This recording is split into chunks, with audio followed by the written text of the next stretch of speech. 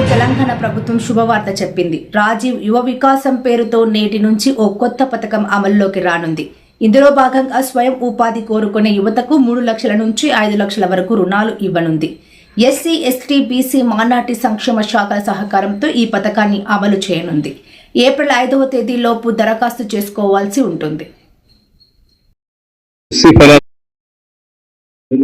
Finance corporation సంబంధించి, minority finance corporation సంబంధించి, BC welfare సంబంధించి పూర్తిగా నెగ్లెక్ట్ చేశారు. సో ముఖ్యమంత్రి గారు ఈ 2 శాఖలు చూస్తున్నారు. దాంతో పాటు పొన్నం ప్రభాకర్ గారు బీసీ వెల్ఫేర్ శాఖను వారు చూస్తున్నారు. వారిద్దరు కలిసి ఒక యాక్షన్ ప్లాన్ తయారు చేశారు. సో దాంట్లో భాగంగా ఎస్సీ, ఎస్టీ కార్పొరేషన్ సంబంధించి, బీసీ మైనార్టీస్ కార్పొరేషన్ సంబంధించి కూడా అన్ఎంప్లాయిడ్ యూత్ కోసం ఒక్కొక్కరికి సెల్ఫ్ ఎంప్లాయ్మెంట్ చేసుకునే స్కీమ్స్ కొన్నిటిని ఐడెంటిఫై చేశారు. స్కీమ్స్ తో పాటు 3 లక్షల రూపాయలు తగ్గకుండా 5 లక్షల మంది దాదాపు లబ్ధిదారులకి ఉపయోగపడేటట్టుగా 6,000 కోట్ల రూపాయలతో ఈ అన్ఎంప్లాయిడ్ యూత్ కోసం రాజీవ్ యువ వికాసం 15 మార్చి 2025 నుంచి ఈ కార్పొరేషన్ నుంచి అప్లికేషన్స్ ఇన్వైట్ చేస్తా ఉన్నారు.